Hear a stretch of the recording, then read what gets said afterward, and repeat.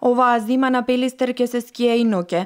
Долж ски патеката на зимско-летниот туристички центар Нижеполе веќе се поставени 27 столбови како и потребната опрема за осветлување на скијачките патеки. Добрите познавачи на ски патеката велат дека на овој начин осветлени се и најкритичните точки, со што овозможена е максимална безбедност на посетителите. За задоволување на повеќе децениската страст се чекаат уште првите пообилни врнежи на снег.